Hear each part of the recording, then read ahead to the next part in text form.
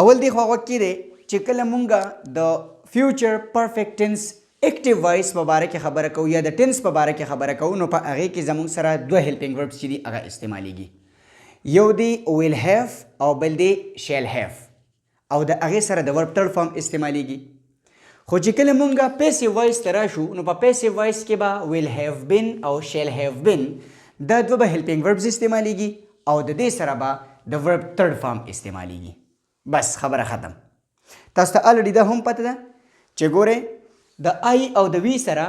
شیل هیف یا شیل هیف بین استعمالیږي او د آی او د وی نه علاوه باقي چې څومره هم ناون او پروناونز دي د هغوی سره بیا ویل هیف یا ویل هیف بین استعمالیږي نو دا الریډي تاسو په ټنسز کې په دې باندې پوه شوي یې اوس څه دي د پیسیو وایس رولز ته راشئ اولنی رول څه دی سبجیکټ به د آبجیکټ ځای ته او آبجیکټ به د سبجیکټ ځای ته دویم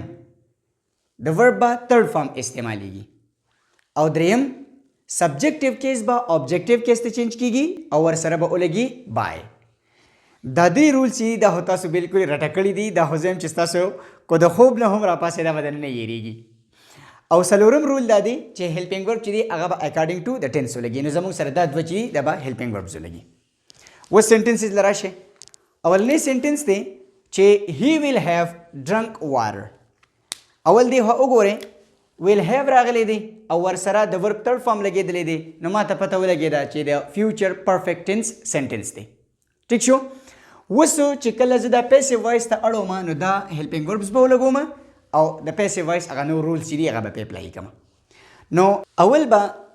دا آبجیکټ چې دی دی به راولې د دې سبجیکټ ځای له واټر دلته کې راغی او واټر چې دی دا زموږ سره سینګولر ناون دی نو د آی او د وی نه علاوه د باقي چې څومره هم ناونز او پروناونز دي د هغې ټولو سره مونږه ویل هیو بین چې دی دا به مونږه هیلپینګ ورب استعمالو ویل هیو بین ټیک شو نو مونږه ولګو ویل هیو بین او د ورب به تھرډ فارم ولګي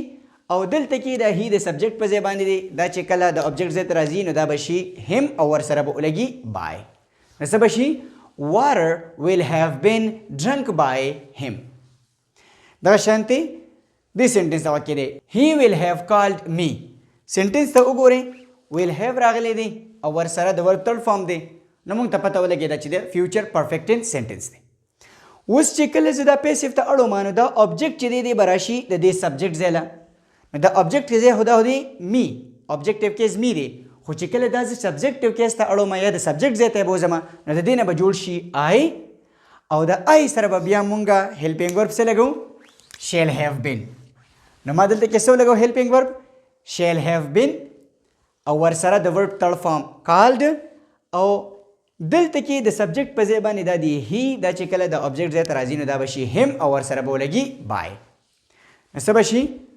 I shall have been called by him دی بل سنټنس ته موږ واقع دی چې لږ نور کلیر شي سنټنس دی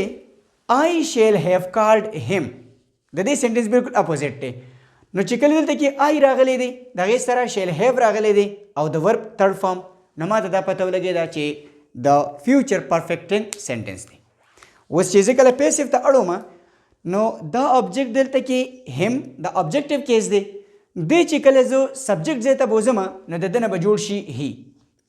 او چې کله هی د سبجیکټ په ځای باندې راشي یعنی د آی او د وی نه علاوه باقي څومره هم ناونز او پروناونز راشي نو د هغوی سره بیا مونږه ویل هیو بین هیلپینګ ورب لګو نو ما ویل هیو بین ولګو او د ورب تھرډ فارم دلته کې د آی د سبجیکټ په ځای باندې دی دا چې کله د آبجیکټ ځای ته راځي نو دا به شي می او ورسره به ولګي بای نو څه به شي هی ویل هیو بین کالډ بای می په دې کې څه ګران دي چې ستاسو نه څوک تپوس کوي چې he will have drunk water دې پیسیو څه ده نو water will have been drunk by him دغه شانتي he will have called me نو I shall have been called by him دغه شانتي I shall have called him نو he will have been called by me په دې کې ګران څه دي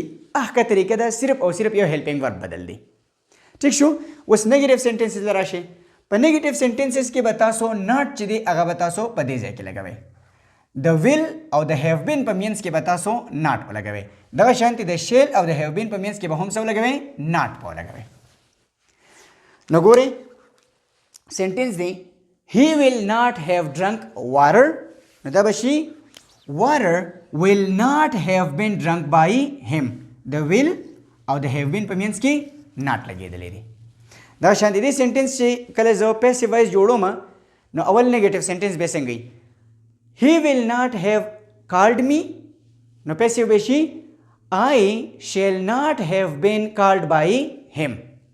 دا شانتي I shall not have called him. نو پیسیو به شي he will not have been called by me. اوس انټراګیټیو سنټنسز لراشه. انټراګیټیو سنټنسز کې بس یې لګا د ویل نه بدا سٹارټ کیږي مطلب د هیلپینګ ورب نه بدا سٹارټ کیږي او پلس کې بلګي ساين اف انټروګیشن. په دې ځای کې تاسو لږ باندې کې سوچ وکړئ